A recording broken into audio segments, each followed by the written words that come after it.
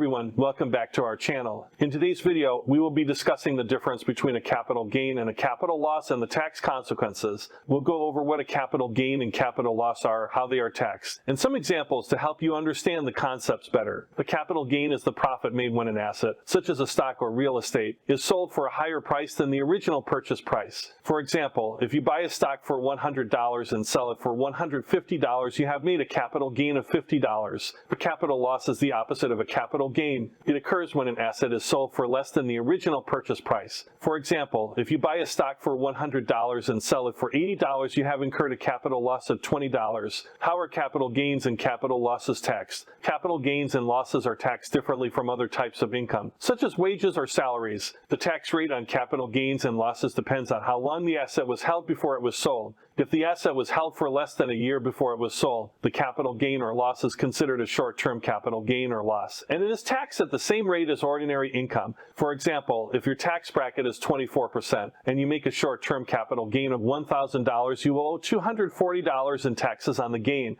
If the asset was held for more than a year before it was sold, the capital gain or loss is considered a long-term capital gain or loss, and it is taxed at a lower rate than short-term gains. The tax rate on long-term capital gains depends on the investor's tax bracket. For example, in 2021, investors in the 10% and 12% tax brackets pay no taxes on long-term capital gains. Investors in the 22%, 24%, 32%, and 35% brackets pay 15% on long-term gains, and investors in the highest tax bracket of 37% pay 20% on long-term gains. If you have a capital loss, you can use it to offset your capital gains. For example, if you have a $1,000 capital gain and a $500 capital loss, you will only owe taxes on the net capital gain of $500. That's all for today's video. Thank you for watching, and please leave your comments and questions below. Don't forget to like and subscribe to our channel for more content.